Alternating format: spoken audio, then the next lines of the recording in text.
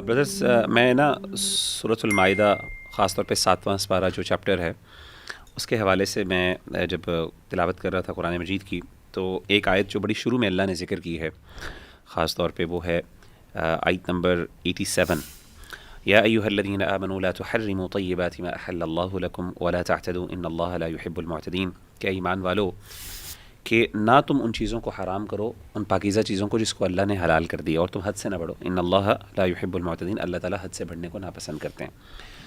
ہمارے ہاں عام طور پہ اس بات پہ تو بہت زیادہ ایمفیسس ہوتا ہے کہ وہ چیزیں جو اللہ تعالیٰ نے حرام کی ہیں ان کو حلال نہ کیا جائے۔ مثال کے طور پہ جیسے سود ہو گیا، چوری ہو گیا، زنا ہو گیا، معازف یعنی میوزک ہو گیا، اس کو حلال نہ کیا جائے، یہ حرام چیزیں ہیں، اللہ کی حدود ہیں۔ ہم اس پہ تو بہت زیادہ ریلیجس کمیونٹی خاص طور پہ ایمفسائز کرتی ہے، لیکن بعض اوقات ہم ان چیزوں پہ ایمفسائز نہیں کرتے کہ وہ چیزیں جو حلال ہیں اللہ کی طرف سے اور ان کو ہمارے معاشرے نے حرام کیا ہوا ہے، ہمیں ان پہ بھی ایمفسس کرنے کی بہت زیادہ ضرورت ہے۔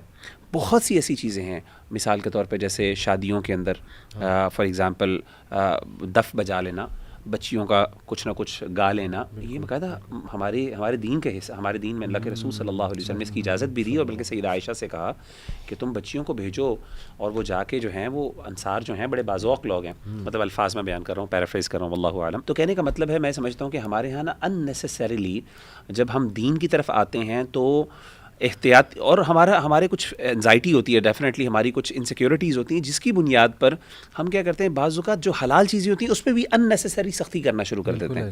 اور میں ہمیشہ بھائیوں کو کہتا ہوتا ہوں کہ حلال پر اننیسیسری سختی جو ہے نا وہ حرام کے دروازے کھولتی ہے۔ بھئی اگر اللہ تعالیٰ نے آپ کو اجازت دی ہے کسی چیز کی نرمی کی تو یار اس کی نرمی کی اجازت دے دیں۔ میں اس کی پریکٹیکل مثال دیتا ہوں۔ ہمارے پاس یوتھ کلب میں ایک بھائی آئے تو انہوں نے آ کے کہا کہ ان کو نا اپنی بیٹی کے بارے میں تذکرہ کرتے، بیٹی بڑی ہو رہی تھی، میرے خیال ہے او لیولز اے لیولز میں تھی، کہتی اس کو نا شوق ہے لمبے ناخن رکھنے کا، تو کہتی میں بڑا خلاف ہوں اس چیز کا، اور میں کہتا تھا کہ یہ کیا چیز ہے آپ نا لمبے ناخن، بیٹا یہ غلط ہے، اسلام نے اس کی اجازت نہیں دی۔ تو میں نے کہا کہ اسلام نے 40 دن کی مہلت دی ہے، 40 days تک ایک بندہ جو ہے اپنے ناخن، یعنی اس سے آگے گناہ، وہ حد ہے، حدیث میں آتا ہے اللہ کے رسول نے وقت لنا رسول اللہ صلی اللہ علیہ وسلم، اللہ کے رسول نے ہمارے لیے ٹائم مقرر کر دیا کہ اس سے اوپر آپ کی مونچھیں یا پھر وہ زیر ناف بال وغیرہ، یہ اگر 40 دن سے اوپر آئیں گے تو گناہ، وہاں پہ لمٹ ہے۔ لیکن اگر 40 days کے اندر اگر ایک بچی اپنا شوق پورا کرنا چاہتی ہے لمبے ناخن رکھنے کا، ہاں ہائیجین کا ایشو ہے، وہ آپ ویسے سمجھائیں اس کو، آپ بتائیں یار یہ ہائیجین کا بیٹا مسئلہ ہے، گندے ہوتے ہیں ناخن، صاف نہیں ہوتے، صفائی نہیں ہوتی، وہ ایک الگ چیز ہے، لیکن اس کو دین کے ساتھ نہ جوڑیں، کیونکہ دین میں اللہ کے رسول نے 40 دن کی اجازت دی ہے۔ تو اگر ایک بچی 40 دن تک وہ رکھنا چاہتی ہے، لمبے کرنا چاہتی ہے، رکھ لیں، جتنے لمبے ہو سکتے ہیں کر لیں۔ 40 دن کے بعد اب آپ کہیں کہ ہاں یہاں پہ حدود ہے، یہاں پہ اللہ کی لمٹ ہے بیٹا، اب اس سے آگے نہیں جانا۔ تو میں نے جب اسے کہا کہ وہ کہتا ہے واقعی اس کی اجازت ہے، میں نے کہا حدیث ہے، تو وہ بڑا حیران ہوا اس بات پہ، کہتا ہے میں نے تو سوچا کہ آپ جو ہے نا ایک ہفتے سے اوپر نہیں کر سکتے۔ تو بل کہنے کا مطلب یہ مثال میں نے اس لیے دی کہ ہائیجین ایک الگ چیز ہے، آپ کی پسند ناپسند ایک الگ چیز ہے، لیکن اس کو حرام کرنا یا اللہ کے احکامات پہ کرنا، اللہ نے کہا یہ ولا تعتدوا، نہ حد سے نہ بڑھو۔ اگرچہ اس آیت کا کانٹیکسٹ ڈفرینٹ ہے، کفار مکہ کچھ چیزوں کو، حلال جانوروں کو اپنے اوپر حرام کر لیتے تھے، وہ کانٹیکسٹ بالکل ڈفرینٹ ہے، لیکن العبرۃ بعموم اللفظ لا بخصوص السبب، سیدھی سی بات ہے۔ تو میں سمجھتا ہوں کہ یہ امپورٹنٹ چیز ہے کہ خاص طور پہ دعات کو جہاں پہ شریعت نے فلیکسیبلٹیز دی ہیں لوگوں کو بتانا چاہیے، تاکہ لوگوں کے سامنے جو ایک سخت امیج ہے نا بظاہر جو بنایا گیا ہے، جو حالانکہ ہے نہیں، اس امیج کو تھوڑا سا ڈائلیوٹ ہو۔ بالکل، اس کی نا بہت زیادہ مثالیں ملتی ہیں ہم، کیونکہ ہمارے پاس لوگ بھی آتے ہیں نا، وہ ایک ایسے نظریات لے کے آتے ہیں سختی کے کہ ہم ان کو کہتے ہیں کہ یار یہ کہیں دین نے اس کو منع نہیں کیا، لیکن آن دی ادر ہینڈ ہم دیکھتے ہیں کہ جس چیز کو بڑا کلیئرلی منع بھی کیا ہوا ہے اللہ تعالیٰ نے قرآن میں، اس کو لوگ جو ہے حلال ٹھہرا رہے ہوتے ہیں۔ اور یہ جو آپ نے آیات شیئر کی، اسی سے آگے جو آیت ہے یا ایھا الذین آمنوا انما الخمر والمیسر والانصاب والازلام رجس من عمل الشیطان فاجتنبوہ لعلکم تفلحون۔ تو اللہ تعالیٰ نے کہا یہ جو انٹاکسیکنٹس ہیں، شراب ہوگی اس کے اندر، جتنے بھی انٹاکسیکنٹس ہیں، آج یہ مجھے یاد ہے میں اپنے اسٹوڈنٹ سے بات کر رہا تھا تو میں پوچھ رہا تھا ان سے کہ یہ کس قسم کے نشے ہوتے ہیں آج کل، تو وہ آئس کہہ رہے تھے، آئس ہوتا ہے بہت زیادہ، اور کوکین اور اس طرح کی چیزیں، نکوٹین کے پیچز ہوتے ہیں، ای سگریٹس بھی آ گئے ہیں۔ ہاں، تو یہ سارے جو ہیں یہ انٹاکسیکنٹس ہیں، خاص طور پہ یہ جو ہارڈ ڈرگز ہیں جس میں یہ پلز ہیں اور یہ آئس وغیرہ، تو یہ اللہ تعالیٰ نے یہاں پہ کہا ہے کہ رجس من عمل الشیطان، یہ یعنی گندگی اور یہ شیطان کے عمل میں سے ہے. اور اس میں اگلی آیت میں جائیں گے تو اگلی آیت میں اللہ تعالیٰ بتاتے ہیں کہ شیطان اس سے کیا چاہتا ہے، تمہارے آپس کے اندر جو ہے نا چاہتا ہے کہ بغض پیدا ہو اور نفرتیں پیدا ہوں، اور کہ تمہیں اللہ تعالیٰ جو ہے نا اپنی یعنی تم اللہ تعالیٰ کی یاد سے بھی دور ہو جاؤ. تو یعنی جو چیز اللہ تعالیٰ نے حرام کی ہے اس میں اللہ کو کوئی فائدہ نہیں ہوتا. اللہ نے وہ حرام کی ہے کیونکہ اس میں ہمیں نقصان ہوتا ہے، اللہ کو کوئی فائدہ نہیں ہوتا، انسان کو نقصان ہوتا ہے. اور وہ جو ٹیمپرری پلیجر ہے یا وہ فٹ ان کرنے والا جو ایک ایسپیکٹ ہے، پیئر پریشر ہے، وہ بہت تھوڑی دیر کے لیے رہتا ہے. لیکن جو نتائج، برے نتائج ہیں ڈرگز کی وجہ سے، گیمبلنگ کی وجہ سے، پھر جو نفرتیں پیدا ہوتی ہیں، پھر جو لڑائیاں ہوتی ہیں، یہاں تک کہ قتل وغیرہ بھی ہو جاتا ہے. جو یہ ڈرگ ڈیلرز وغیرہ کو پھر آپ پیسے وغیرہ نہیں دے سکتے تو وہ پھر ایسے بھی، ہمارے پاس ایسی اسٹوریز آئی ہیں اس قسم کی. تو اللہ تعالیٰ نے جو چیز حرام کی ہے، know that it is good for you and me کہ یہ حرام کی گئی ہے، کیونکہ اگر یہ حلال ہوتی تو ہمیں نقصان ہی ہونا تھا. اللہ تعالیٰ کو کوئی فرق نہیں پڑتا، لیکن اللہ تعالیٰ نے ہمارے لیے نا کہ ہم ٹرائل اینڈ ایرر کے تھرو نہ چیزیں سیکھیں. پہلے اللہ تعالیٰ نے بتا دیا کہ یہ دروازہ جو ہے یہ برائی کی طرف ہی لے کے جاتا ہے اور یہ جو ہے اس میں نقصان ہی نقصان ہے، تو یہاں پہ رک جاؤ، یہاں پہ فل سٹاپ لگا دو. بلکہ میرے جو دوست تھے اللہ معاف کرے جو اس میں انوالو تھے ڈرگس میں، اور اب میں دیکھتا ہوں ان کی لائفز، اللہ انہیں ہدایت بھی دیں اور مدد بھی کریں ان کی. They have literally ruined their lives. میں نے نہیں آج تک دیکھا کہ جو بندہ اس میں ایڈکشن میں پڑا اور وہ پھر اس کے بعد واپسی مشکل ہو جاتی، بہت مشکلات میں سے ہے. تو اللہ تعالیٰ ہدایت دے ہماری یوتھ کو. اور جو آپ نے برو بات کی اس میں ایک اور ایڈیشن کر لوں، چونکہ میرے پاس ایک کیس آیا تھا. کبھی کبھی نا ہم دینی چیزوں کو سمجھنے میں بہت سختی کرتے ہیں اور میننگ ایسا لے لیتے ہیں جو اصل میں مراد نہیں ہے. مجھے ایک کپل آئے، انہوں نے ہسبینڈ کافی نالا تھے، کہتے کہ میری وائف نا میرے بچوں کو آفٹر مغرب کہیں بھی مجھے نہیں لے جانے دیتی، یعنی پارک میں بھی نہیں، کہیں بھی نہیں لے جانا آپ نے ان کے ساتھ، کچھ نہیں، بس یہ اندر رہیں گے. وجہ وہ حدیث ہے نا کہ بلائیں اس ٹائم پہ نازل ہوتی ہیں تو وہ اچھا وقت نہیں ہے، حالانکہ وہ ایک خاص مدت ہے، وہ تھوڑی دیر بعد ہے، تھوڑی ٹائم گزرنے کے بعد پھر تو ٹھیک ہے. تو دیکھیں نا وہ کس طرح سے انہوں نے سمجھا تھا اور کس طرح اپلائی ہو رہا تھا، اور وہ بالکل صحیح نالا تھے. مزاج جو ہے نا وہ دین کے اوپر تھوپنا، بالکل بالکل اپنا مزاج آپ ذاتی طور پہ بچوں کو کہہ دیں بیٹا مجھے پسند نہیں ہے، لیکن اس کو دین کا نام نہ دیں، بالکل بڑا مسئلہ یہ. تو بہرحال یہ جو سورہ انعام ہے، چونکہ آپ لوگ اکثر احمد بھائی آپ بھی پوچھتے ہیں کہ انس بھائی سے میں نے کیا پڑھا ہے، تو سورہ الانعام از ون آف دا سوراز جو میں نے واقعی ہی شیخ انس نظر سے پڑھی الحمدللہ. اور یہ مجھے اتنا فائدہ ہوا تھا کہ اس میں عقیدہ انہوں نے سمجھایا تھا، توحید کوٹ کوٹ کے اس میں ہے ماشاءاللہ، اور توحید کی اقسام انہوں نے بتائیں، عقیدہ. تو پہلی بار میرا یہ ایک وہ عقیدے کے ساتھ انٹریکشن تھا ماشاءاللہ. تو یہ بھی عقیدے سے تعلق ہے اس آیت کا اور بڑا امپورٹنٹ ہے، میں کوٹ کروں گا. دس از ورس نمبر 17. اعوذ باللہ من الشیطان الرجیم وَإِن يَمْسَسْكَ اللَّهُ بِضُرٍّ فَلَا كَاشِفَ لَهُ إِلَّا هُوَ. If Allah touches you with harm, none can undo it except him. یہ دیکھیں کتنا ہمارا عقیدہ اسٹرانگ ہوتا ہے کہ یار ہارم اللہ اگر کچھ سوچ لیا اللہ نے ٹیسٹ ٹرائل آپ کا لینے کا، تو پوری دنیا جمع ہو جائے اس کو روکنے کے لیے، اس کو نہیں روک سکتی. اور وَإِن يَمْسَسْكَ بِخَيْرٍ فَهُوَ عَلَى كُلِّ شَيْءٍ قَدِيرٌ. اور اگر وہ تجھے چھوئے کسی خیر سے with a blessing, then فَهُوَ عَلَى كُلِّ شَيْءٍ قَدِيرٌ. He is most capable of everything. مجھے وہ حدیث یاد آتی ہے، ابن عباس رضی اللہ عنہ کو نبی اکرم صلی اللہ علیہ وسلم نے جب سمجھایا تھا کہ بی کانشیس آف اللہ، اتق اللہ، اللہ سے ڈر جا، Allah will take care of all your matters, and know that if Allah has written something good for you, it will reach you even if the whole world gathers to stop it. اور اگر اللہ نے نہیں لکھا تو پھر پوری دنیا جمع ہو جائے تجھے وہ دینے کے لیے نہیں کر سکتی. تو دیکھیں ہماری سوسائٹی میں بہت سے مسائل نا ویک عقیدے کی وجہ سے ہوتے ہیں، ویک بلیف اینڈ عقیدہ، کہ لوگ کہتے ہیں جی مجھ پہ جادو ہو گیا یا بس مجھے جی نظر لگ گئی ہے. تو پہلی تو بات ہے کیا آپ کا اللہ سے یہ گمان ہے کہ اللہ آپ کی حفاظت نہیں کر رہا؟ دوسری بات یہ کہ اللہ کی طرف سے ہے نا اجازت. تو اس دن ہم نے وہ جادو کی آیت بھی ڈسکس کی تھی، اس میں کلیئرلی تھا کہ اللہ کے اذن کے بغیر کچھ نہیں ہو سکتا. تو اس لیے دس از آئی بلیو کہ اسپیشلی غم کی حالت میں انسان کو یہ بات یاد رکھنی چاہیے کہ اگر کچھ اللہ کی طرف سے آ ہی گیا ہے جس میں آپ کا کوئی فالٹ نہیں ہے، وی آل ہیو سچ پرابلم، تو وہ اللہ کی طرف سے اور اس میں کوئی خیر ضرور ہے، اور اس کے بعد اللہ خیر بھی لے کر آئے گا کیونکہ وہ ہر چیز پہ قادر ہے، وہ سالو کر سکتا ہے آپ کا مسئلہ. علی بھائی سورہ انعام سے پہلے سورہ مائدہ کے اینڈ پہ ایک بہت پروفاؤنڈ آیت ہے، لیکن اس آیت سے ایک بہت اہم مسئلے کی طرف جو ہے نا اشارہ میں کرنا چاہتا ہوں. صحیح. قرآن مجید کے بہت سارے مقاصد ہیں، یعنی کہ اللہ نے قرآن مجید کو بہت سارے جو ہے نا مختلف پرپس تھے جن کی وجہ سے سینڈ کیا. اس میں سے ایک مقصد تھا قرآن مجید پہ غور و فکر کرنا، تدبر کرنا. اللہ تعالیٰ قرآن مجید میں ہی فرماتے ہیں افلا یتدبرون القرآن ام علی قلوب اقفالها، کہ کیا یہ قرآن مجید پہ غور و فکر نہیں کرتے کہ ان کے دلوں پہ تالے لگے ہوئے ہیں. یہ سورہ مائدہ کی آیت نمبر 118 ہے. اللہ تعالیٰ فرماتے ہیں ان تعذبہم فإنہم عبادک، کہ اگر آپ ان کو عذاب دیں فإنہم عبادک، یہ آپ کے بندے ہیں. وَإِن تَغْفِرْ لَهُمْ، اگر آپ ان کو معاف کر دیں فَإِنَّكَ أَنْتَ الْعَزِيزُ الْحَكِيمُ، تو بے شک آپ جو ہیں العزیز اور الحکیم ہیں. روایات میں آتا ہے کہ اللہ کے نبی صلی اللہ علیہ وسلم، غالباً صحیح مسلم کی روایت ہے واللہ عالم، لیکن صحیح روایت ہے کہ آپ اس آیت کو ساری رات دہراتے رہے تہجد میں اور آپ روتے رہے. اور شیخ صالح المنجد کی کتاب ہے ویکنس آف فیتھ، انہوں نے جو ہے نا اس میں جو اس کا ایک کیور ہے اس کا ذکر کیا کہ قرآن مجید پہ تدبر کرنا بھی جو ہے وہ ویکنس آف فیتھ کا ایک بہت بڑا کیور ہے.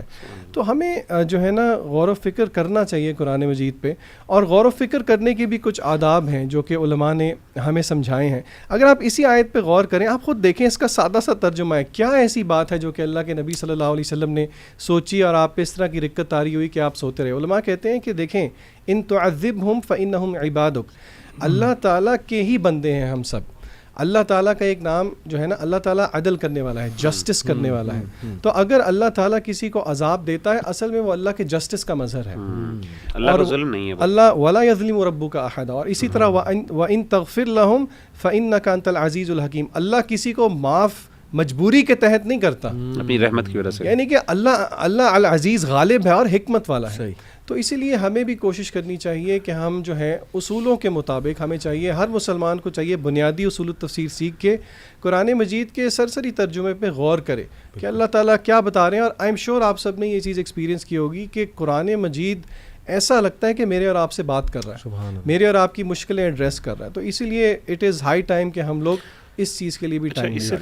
اس سے پہلے آپ نے سورہ مائدہ کی جیسے آیت تھی، اسی آیت سے پہلے جو سیدنا عیسیٰ علیہ الصلوۃ والسلام کا جو واقعہ ہے نا، اس میں سیدنا عیسیٰ علیہ الصلوۃ والسلام کا، جیسے ہم نے پچھلے ایک ایپیسوڈ میں بات کی تھی کہ تقاضا جو ہے انہوں نے کیا تھا ایک مخصوص چیز کا کہ ہمیں مائدہ انزل علینا مائدۃ من السماء، جس کی وجہ سے یہ سورہ مائدہ اس کا نام پڑا. یہ بڑی امپورٹنٹ اور بڑی اہم بات ہے کہ، اور پھر اللہ نے کیا کہا، یہ بڑی امپورٹنٹ ہے کہ آگے اللہ نے کہا، سیدنا عیسیٰ علیہ الصلوۃ والسلام سے اللہ سے عبادت دعا مانگی. اس کے بعد اللہم ربنا انزل علینا مائدۃ من السماء تکون لنا عیدا لاولنا وآخرنا وآیۃ منک، کہ اللہ تعالیٰ ہمارے لیے مائدہ نازل کر، ہم اس کو عید کا دن منا لیں گے، خوشی کا دن. رمضان بھی آ رہا ہے، عید کا، اسی کانٹیکس سے میں ذکر کرنا چاہتا ہوں. اللہ نے جواب کیا دیا؟ اللہ نے کہا انی منزلها علیکم، قال اللہ انی منزلها فمن یکفر بعد منکم فانی اعذبہ عذابا لا اعذب احدا من العالمین، لیکن میرے اس نازل کرنے کے بعد اگر کسی نے انکار کیا، کفر کیا، تو پھر اللہ کہتے ہیں کہ میں ایسا عذاب دوں گا کہ میں نے کبھی جہانوں میں کسی کو ایسا عذاب نہ دیا ہوگا. اس سے پتہ چلا کہ جب بھی کوئی نعمت اللہ سے مانگ کے لی جائے اور کسی وعدے کے تحت مانگ کے لی جائے، اور اس کے بعد اگر انسان اپنی کمٹمنٹ کو، اور اللہ وہ پوری کر دیں، اور اس کے بعد انسان اپنی کمٹمنٹ کو پورا نہ کرے، تو پھر اللہ ایسا عذاب دیتے ہیں کہ وہ کام، یعنی پھر اللہ تعالیٰ بہت سختی کرتے ہیں. انہوں نے بھی دیکھے اسپیشل مائدہ مانگا تھا، یعنی ایک ایسا اللہ سے انعام مانگا تھا جس کو کہا تھا کہ وہ ہماری عید ہوگا. اللہ نے کہا ٹھیک ہے، خوشی مل جائے گی، میں دے دوں گا، لیکن پھر میرا تقاضا تمہیں پورا کرنا پڑے گا. تو میں سمجھتا ہوں ملکی حالات کے حوالے سے بھی اگر آپ دیکھیں، آج کل کے پاکستان بھی ہم نے اللہ تعالیٰ سے مانگ کے لیا تھا، ہم نے اللہ سے دعا کر کے لیا تھا اور ایک مقصد کے لیے مانگا تھا، اور اللہ نے ہمیں دیا. اور اگر ہم نے اللہ کے اس تقاضوں کو پورا نہیں کیا ان ریٹرن، تو اللہ کہتے ہیں انی منزلها فانی اعذبہ عذابا لا اعذب احدا من العالمین. کوئی پتہ نہیں اللہ معاف کرے کہ ہم اس عذاب میں ہوں یا اللہ کا عذاب کا کوڑا شروع ہو چکا ہے. تو کہنے کا مطلب یہ ہے کہ انسان کو، اس کا مطلب یہ بھی نہیں کہ انسان اللہ سے نہ مانگے، مانگے ضرور، لیکن یار اپنی کمٹمنٹ بھی کرے انسان. Why doesn't he respect the contract that he makes with Allah سبحانہ و تعالی. میں ایک اسکالر کو سن رہا تھا، انہوں نے کہا کہ اللہ کے عذاب کی دو نشانیاں، ویسے تو بہت سی ہیں لیکن وہ دو انہوں نے خاص جو ہے مینشن کی.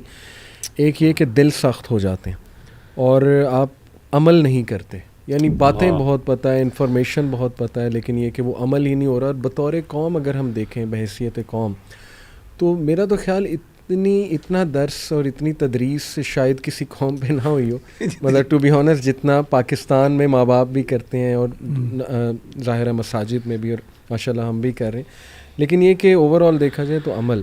اور دوسری چیز انہوں نے جو مینشن کی تھی وہ یہ تھی کہ اللہ آپس میں لڑواتا ہے لوگوں, اور وہ بھی دیکھ لیجیے آپ تفرقہ آج کل پولیٹیکل انریسٹ کتنا چل رہا ہے, اسے مغیرہ نے مینشن کیا, پھر وہ فرقہ پرستی وغیرہ. اللہ تعالیٰ ہمیں معاف فرمائے. میں یہ دوسری آیت کوٹ کرنا چاہوں گا سورہ الانعام سے ہی, ورس 27 ہے. اور دیکھیں قرآن میں بشارت بھی ہے لیکن قرآن میں آن دی ادر ہینڈ وارننگز بھی ہیں, تو وہ وارننگ بھی بہت ضروری ہے. اور جیسے مغیرہ نے بات کی اسی کانٹیکسٹ میں, اعوذ باللہ من الشیطان الرجیم, وَلَوْ تَرَىٰ إِذْ وُقِفُوا عَلَى النَّارِ فَقَالُوا يَا لَيْتَنَا نُرَدُّ وَلَا نُكَذِّبُ بِآيَاتِ رَبِّنَا وَنَكُونَ مِنَ الْمُؤْمِنِينَ.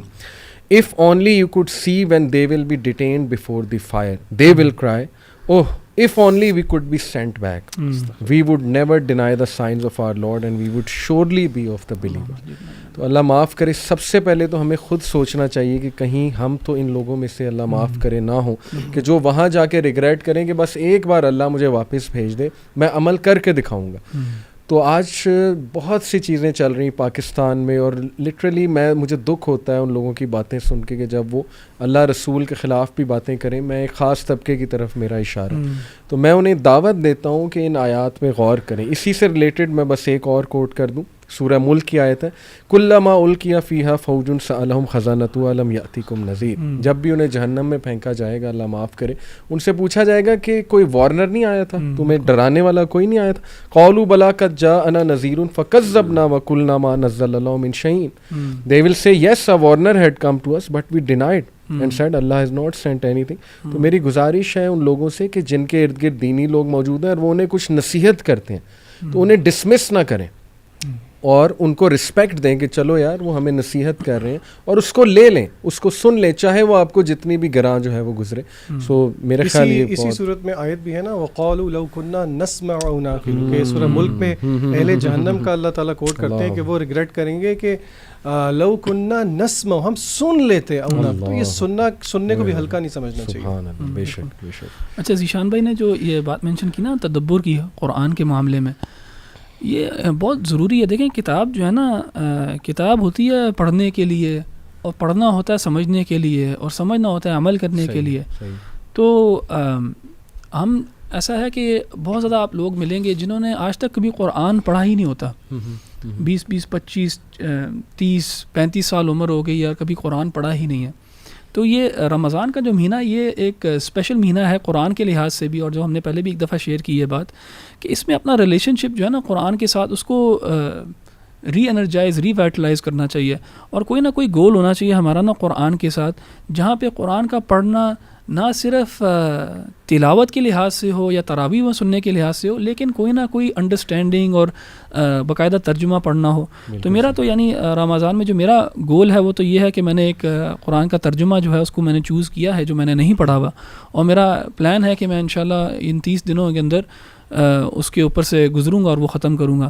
تو وہ میں ساری جو ہماری آڈینس ہے ان کو بھی انکریج کروں گا کہ قرآن کا بے شک پورا نہ پڑھیں, کوئی پورشن چوز کر لیں جس کو وہ ذرا ڈیپتھ میں پڑھ لیں, سمجھ لیں, یہ بہت ضروری ہے. اور ایک ادھر آیت جو ہے نا سورۃ المائدہ میں جو میں شیئر کرنا چاہ رہا تھا, جس کا ایک ریلیشن شپ ہے سورہ بقرہ کی ایک آیت کے ساتھ. تو سورہ بقرہ میں جو وہ بقرہ والا انسیڈنٹ ہے جہاں پہ یہود کو اللہ سبحانہ وتعالیٰ نے حکم دیا تھا, تو انہوں نے اس حکم کو امپلیمنٹ کرنے کے بجائے اس کے بارے میں سوال کرنا شروع کر دیا, اور پھر ان سوال کرنے کی وجہ سے اللہ تعالیٰ نے ان کے لیے وہ چیز مشکل کر دی. تو یہاں پہ اللہ تعالیٰ نے صحابہ کو, اہل ایمان کو بتایا ہے کہ سوال نہ کرو, کہ تاکہ پھر جب تو تمہیں ان کا جواب جب دے دیا جائے گا تو تمہارے لیے مشکل ہوگا تمہارے پاس. بالکل. تو خاص طور پہ جب قرآن نازل کیا جا رہا ہے تو ادھر نا یہ اللہ سبحانہ وتعالیٰ نے صحابہ کی ایز اسٹوڈنٹس تربیت کی کہ trust in the process, trust in your teacher, جتنا تمہیں وہ بتا رہا ہے وہ تمہارے لیے ابھی ٹھیک ہے, وہ آگے جا کے تمہارے اوپر چیزیں اور کھلتی رہیں گی. تو ہمیں بھی کبھی کبھار ایسا ہوتا ہے کہ جب دین بھی سیکھتے ہیں جلد بازی کے اندر سوال اور ہائپوتھیٹیکل سچویشنز, اور ہماری تاریخ میں بھی ایسے ہوا ہے کہ فقہاء نے فار ایگزامپل ہائپوتھیٹیکلس کے اندر سوال کرنے شروع کر دیے اور دین مشکل کرنا شروع کر دیا, فقہ کے اندر بھی کمپلیکیشنز. تو یہ پسندیدہ چیز نہیں ہے. اور آپ دیکھیں گے کہ صحابہ سے جب بھی رسول اللہ صلی اللہ علیہ وسلم سوال پوچھا کرتے تھے نا وہ جواب دیتے تھے اللہ و رسولہ اعلم. اگر ان کو پتہ بھی ہوتا تھا تو وہ لوٹا دیتے تھے رسول اللہ صلی اللہ علیہ وسلم کی طرف, کیونکہ ان کی یہ تربیت ہوئی ہوئی تھی کہ استاد اگر سوال بھی پوچھا تو چلو ہم استاد کا ہی پرسپیکٹو اس سے لے لیتے ہیں بجائے خود ایڈ کرنے کے. اور اسی طرح رسول اللہ صلی اللہ علیہ وسلم کے پاس ایک صحابی آئے اور انہوں نے رسول اللہ صلی اللہ علیہ وسلم سے پوچھا کہ کیا ہمیں حج ہر سال کرنا چاہیے؟ تو آپ صلی اللہ علیہ وسلم نے جواب نہیں دیا. انہوں نے پھر پوچھا کہ کیا ہمیں حج ہر سال کرنا چاہیے؟ انہوں نے پھر جواب نہیں دیا. تیسری دفعہ جب پوچھا صحابی نے تو رسول اللہ صلی اللہ علیہ وسلم نے کہا کہ اگر میں کہہ دوں گا کہ ہاں ہر روز ہر سال ہاں تو پھر تمہارے اوپر یہ واجب ہو جائے گا, تمہارے اوپر لازم ہو جائے گا. تو کیوں اس قسم کے سوال کرتے ہو؟ جتنا تمہیں بتا دیا گیا ہے, جتنا سمجھا دیا گیا ہے, اس کے اوپر عمل کرو. تو اس طرح ہمیں نا جو ہمارا ایک لرننگ پروسیس ہوتا ہے نا اس کے اندر بھی ہمیں نا پروسیس کو ٹرسٹ کرنا چاہیے, اپنے استاد کو ٹرسٹ کرنا چاہیے کہ جتنا وہ بتا رہا ہے اگر آپ اس کے ساتھ ٹائم لگاؤ گے وہ آپ کو آپ کی منزل تک پہنچائے گا. تو بلا وجہ کے سوال ہائپوتھیٹیکلز اینڈ پیشنس نہ ہونا لرننگ پروسیس کے اندر, میں نے اس میں سے یہ جو ہے نا لیسن اخذ کیے.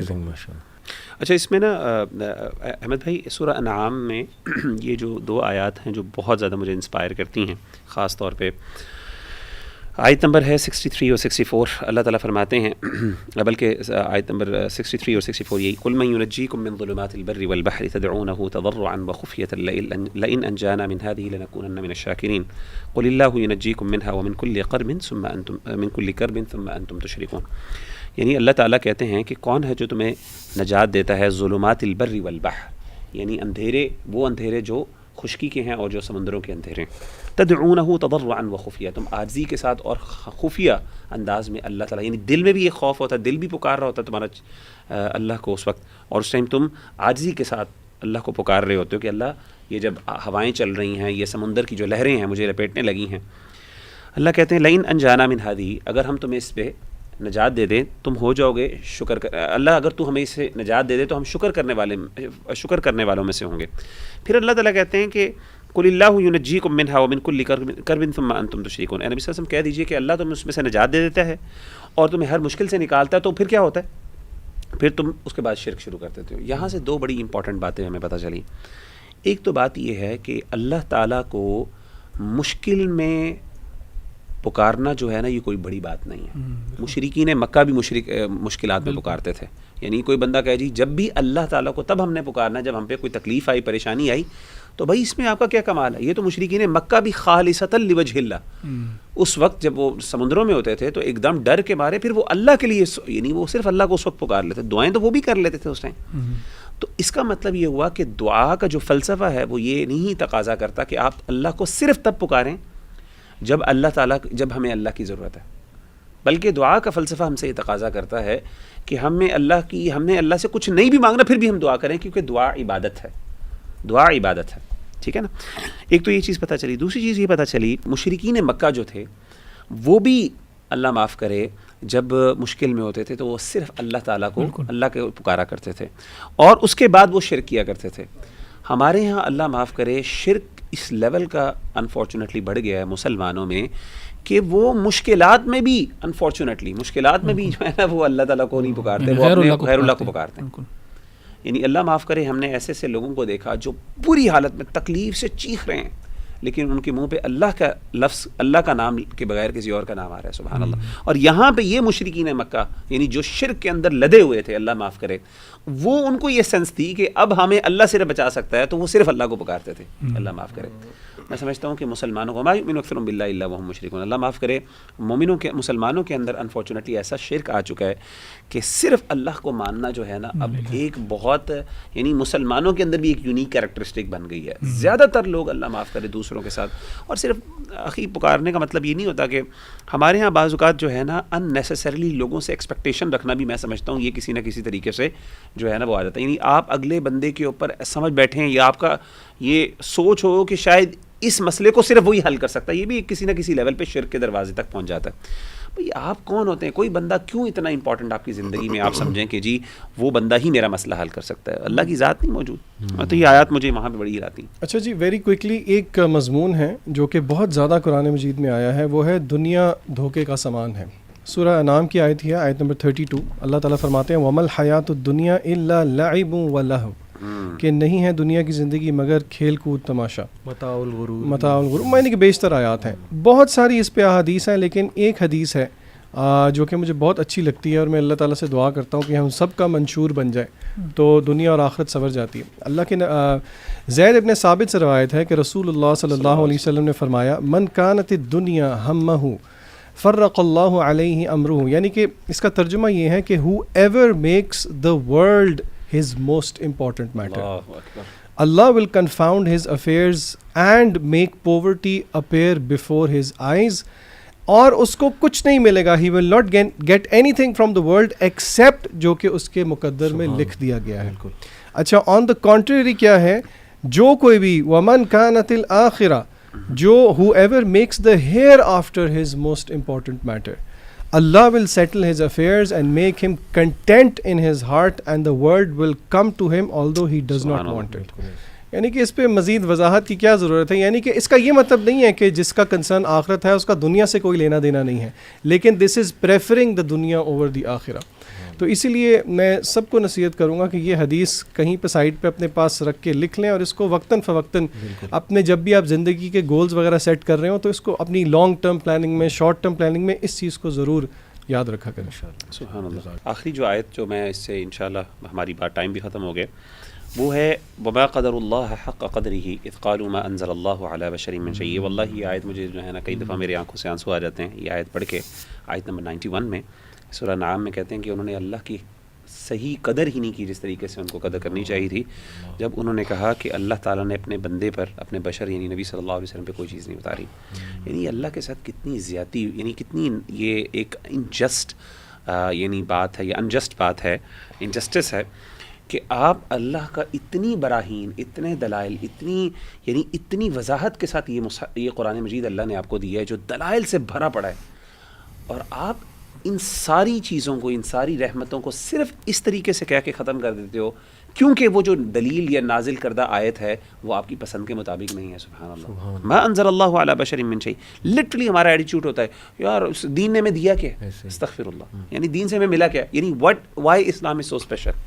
یعنی لٹرلی یار مسلمان ہمارے بوائز بچے یہ سوال کر رہے ہوتے ہیں کہ what makes Islam so special. Imagine کریں کہ اللہ کو آپ یہ کہیں کہ اللہ what is so special about Islam, اور اللہ پھر یہ آیت مجھے اس کانٹیکس میں یاد آتی ہے وما قدر اللہ حق قدرہ اذ قالوا ما انزل اللہ علی بشر من شیء قل من انزل الکتاب الذی جاء۔ اللہ کہتے ہیں پوری تاریخ پڑی ہوئی ہے آدم علیہ الصلوۃ والسلام سے لے کے اب تک، تمہارے پاس وہ دلائل، وہ براہین، وہ لیگسیز، وہ ہسٹریز، یہ کرنٹ جو قرآن اور پوری تاریخ سیرت، یس کیا تمہارے لیے یہ انف نہیں ہے اس بات کو سمجھنے کے لیے کہ اللہ تعالیٰ جو ہے وہ اس نے اپنے بندے کو کس طریقے سے گائیڈ کیا۔ سبحان اللہ۔ اس سے ایک اور بات بھی ثابت ہوتی ہے کہ دیکھیں اللہ کی اطاعت نہ کرنا یہ اس کی ناشکری بھی ہے اور اس کی قدر نہ کرنا ہے۔ ایک وہ بڑا مشہور واقعہ ہے، کوئکلی سنا دیتا ہوں۔ ایک بادشاہ تھا، اس کے ڈفرینٹ وزراء تھے، تو ایک وزیر تھا ایاز اس کا نام تھا، بڑا مشہور واقعہ ہے۔ تو بادشاہ نے نا تمام وزراء کو جمع کر کے ایک کام کہا، اس نے کہا کہ میرے پاس ایک بڑا قیمتی ہیرا ہے، ہتھوڑا پکڑو اور اس کو توڑ دو۔ تو سب نے اعتراض کیا کہ جی کیوں، یہ تو بڑا قیمتی ہے، سمجھانے لگ گئے بادشاہ کو۔ ایک یہ جو وزیر تھا ایاز، اس نے چپ کر کے ہتھوڑا پکڑا اور ہیرے کو توڑ دیا۔ تو بادشاہ نے کہا کہ یہ ہے اصل میں میرا ٹرو جو وزیر ہے، کیونکہ اس نے کویسچن آگے سے کوئی نہیں کیا اور اطاعت کی۔ تو دیکھیں جب دنیاوی بادشاہ کے لیے یہ رول ہے جی کہ اسے اطاعت پسند ہے، تو کائنات کا بادشاہ، بادشاہوں کا بادشاہ اللہ سبحانہ و تعالیٰ۔ اللہم تقبل منا، جزاک اللہ خیر۔